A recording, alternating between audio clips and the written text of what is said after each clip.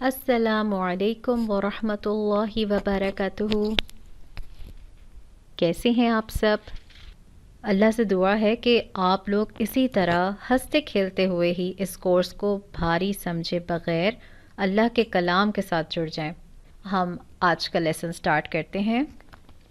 نحمدہ ونصلی علی رسولہ الکریم، اما بعد، فاعوذ باللہ من الشیطان الرجیم، بسم اللہ الرحمن الرحیم۔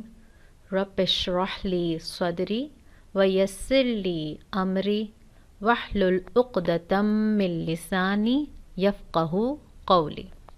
تو ہمارے آج کے چیپٹر کا نام ہے اعراب الاسم۔ یہاں سے ہم ایک پراپر وے میں اسم کا اعراب بتانا سیکھیں گے کہ کیسے ایک عربی کا اسٹوڈنٹ ایک اسم کا اعراب بتاتا ہے۔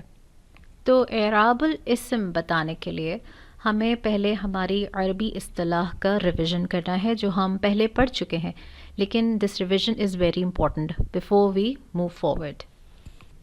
زبر کو عربی میں فتحہ کہتے ہیں۔ یہی زبر اگر دو ہو جائیں تو ان کو فتحتان کہتے ہیں۔ عربی میں یہ زبر ایک ورڈ میں کہیں بھی آ جائے اس کو فتحہ کہتے ہیں، ٹھیک ہے؟ جس لفظ کا اعراب فتحہ یا فتحتان ہوگا اس پورے لفظ کو ہم کہیں گے منصوب۔ زیر کو عربی میں کسرہ کہتے ہیں۔ یہ زیر کسی بھی ورڈ پہ کسی بھی حرف پہ آ جائے اس کو کسرہ ہی کہتے ہیں عربی میں، یہ عربی اصطلاح ہے۔ یہ دو زیر ہو جائیں تو اس کو کسرتان کہتے ہیں، اور جس لفظ کا اعراب کسرہ ہو یا کسرتان ہو اس پورے لفظ کو ہم کہتے ہیں مجرور۔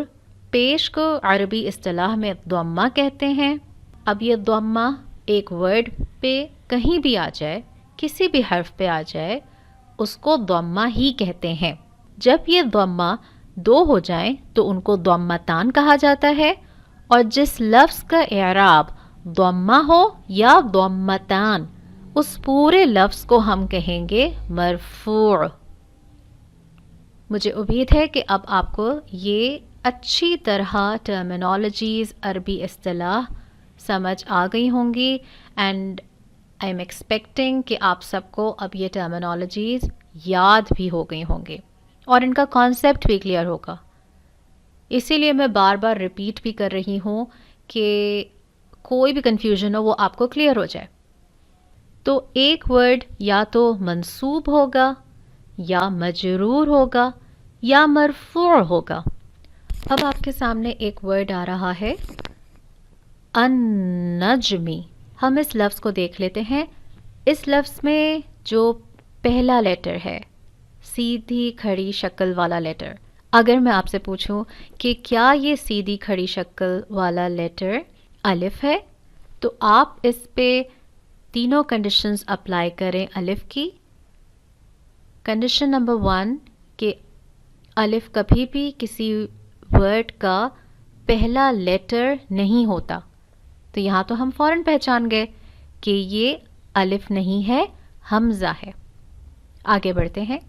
اب اگر میں آپ سے پوچھوں کہ النجمی میں کس حرف کی حرکت اعراب کہلائے گی، سوال غور سے سنیں، کس حرف کی حرکت اعراب کہلائے گی، تو آپ نے صرف حرف لکھنا ہے۔